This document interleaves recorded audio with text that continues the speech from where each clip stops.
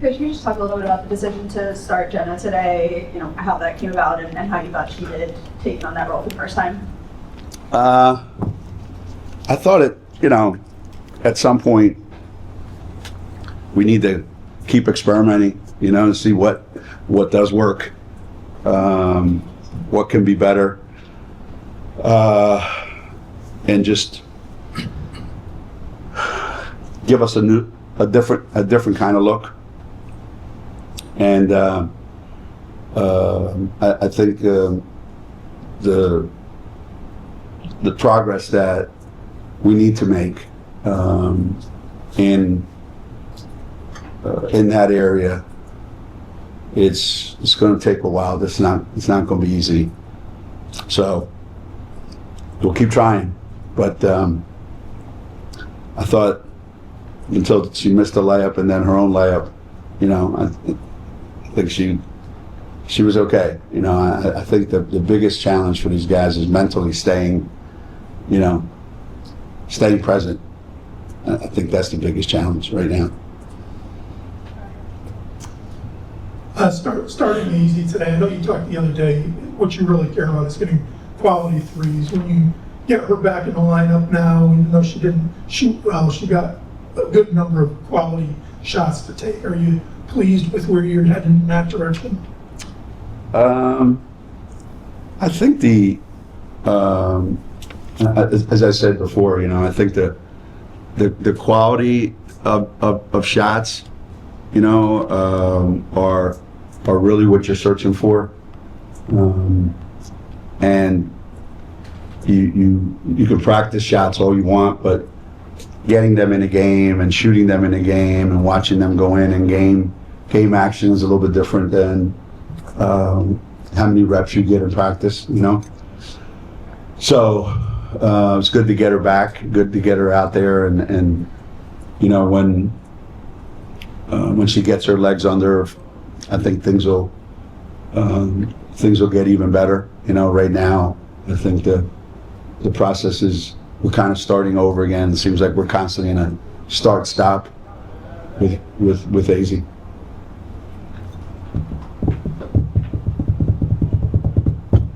Just following up on that, it's hard to read her. She's kind of stone face out there. But how hard is this? She gets back, she goes out, now she's back. Is there a frustration level? How do you manage that with her? Yeah, I think there has to be. I would think. And anytime you can't get into any kind of routine, any kind of rhythm, it's difficult. I think athletes like routine. They like to know, what's next and how do I prepare for what's next. And when you're not sure, it's difficult.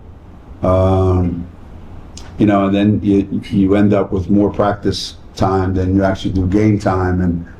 And so, as I said, hopefully it's the last of it. It's the last time we'll have to go through anything like that.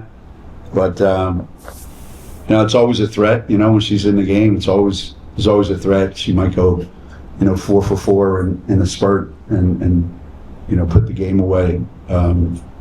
So it'll come. It's just going to take a little bit of time, I think.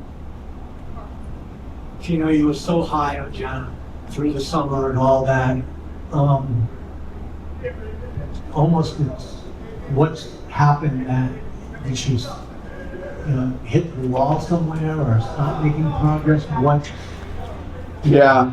Or is it just, it takes a lot of time to get all that rust off because she sat out so long? Yeah, it does. It takes a lot of time, and it takes a lot of game action. And you'll see glimpses, you'll see moments where it's what it could be, but I know a lot of times for kids early on in their careers, a lot of thinking involved, and so I know that's a big part. She overthinks things. Like if you were to ask her, she would tell you she overthinks things, and then I think when you're busy thinking, it's hard to play. And if you can't think, you can't play. So basketball is kind of a funny game that way. So yeah, right now her head's getting in the way of her over a game, and I'm hopeful that little by little, and I think putting her in the starting lineup may help, in that regard.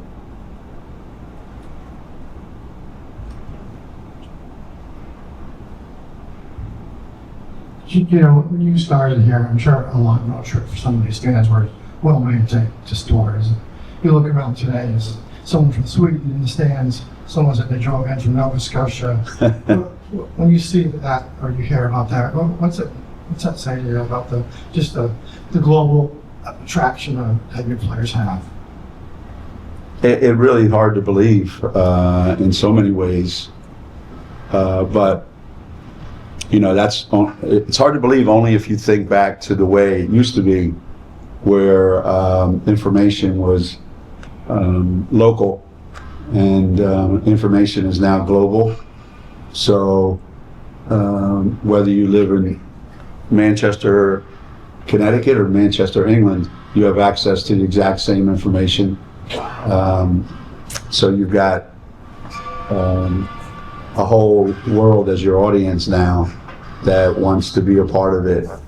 I have these discussions with the players, trying to get them to understand that there's an awful lot of people that come to watch them play because they want to see what all the noise is about, what's all the talk about, and hopefully you give them some memorable performances, and but it certainly is different than when we would play Providence 30 years ago, and it was a different world back then, for sure. Yeah, I still can't believe it myself sometimes. For the next slide, on the road and at places that are generally not, historically anyway, not always been very easy to play against. Certainly a different Marquette team than you would have expected, after all the changes they have. But can you talk about going on the road to Marquette and then, this stretch of the 4 out of 5 on the road and how you think a team is ready to handle it?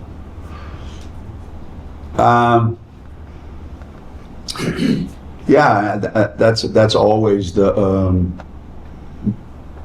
big question.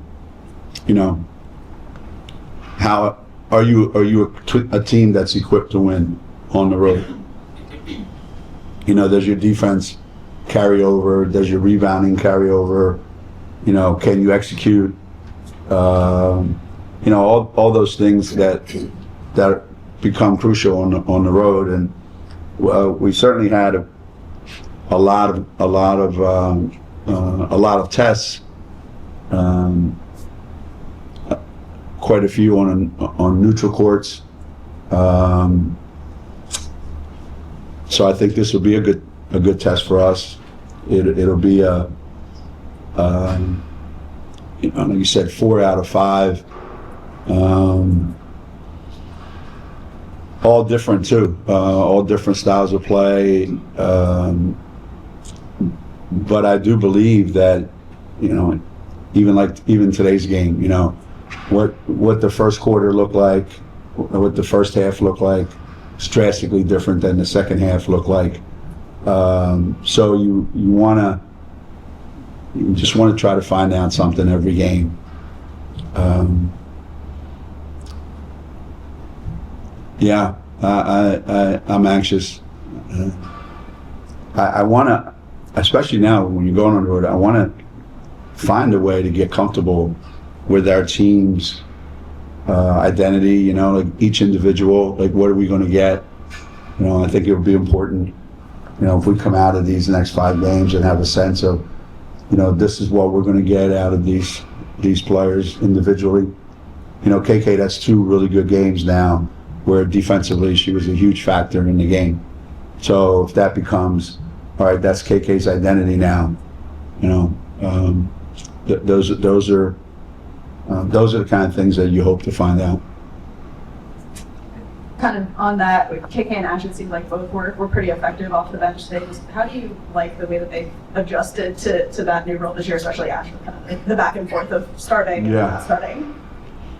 Yeah, I think when you're coming off the bench like that, and I'm probably going to end up with the same exact minutes as if I was starting, given the number of players on this year's team. I'm probably going to end up with the same number of minutes. How do I not think that I have to go in and I have to make the first 5 shots I take, otherwise I'm not impacting the game? And I think Ash's impact today was probably more defensively than it was offensively. So that's a good thing, you know. And they're both, it's backwards, but this is the year they should have had last year, right? Last year, this would have been their role, except things didn't play out that way. So, but it's to our advantage because we have 2 guys that started and played a ton of minutes last year coming off the bench, and not everybody can say that, you know. So I take it as a huge positive, and I think they do as well. You know, the defensive pressure that you were able to use today, I mean, is that the upside of the small team, or just having a lot more healthy bodies? Can you see the press being big going forward? That can be, depending on the team, you know. Some teams are more, you're more apt to want to use your pressure. Other teams, it can backfire on you, so you got to be careful on how you use it. But I think we proved in the SC game that our pressure can be effective, regardless of the opponent. It has to be worked on all the time, because it does do a number on your legs, you know, and you're going to have to play a lot of players. And when that happens, unfortunately, your offense tends to suffer. The execution of your offense starts to suffer because you have so many different players playing short spurts, you know, because you can't sustain that. So we're trying to figure out how can we continue to build on it and use it as another defensive, tool in our toolbox. And some teams are going to be more effective against it than others. You know, when you talk about AZ having to get her legs under her, getting in her rhythm, I imagine part of that is also getting over the fear that she's going to injure herself again. Is she going through that? Is there a tentative? I don't see it. I don't see it that much. It's good when I see her get in the lane, put a body on somebody trying to get to the rim. I think that's a good sign. The goal today was to play her 20 minutes. I think she ended up playing 23. And that's generally what you can see. You go from not playing in games to now all of a sudden you're picking up full court and you go. And as I said, I think your legs go a little bit and it takes a while to get those back. She's been through so many of these that I really couldn't tell you for certain, like, what goes through her mind right now. Is it like I'm completely over it? It's there, but it's not there, or, I can't put myself in her shoes. I've never been in that situation, and not very many people have been, to be quite honest. So I can just go by what she looks like, and as I said, I'm 100% certain that with each passing game, it'll get better and better and better for her. She'll forget or think less about anything else other than playing the game.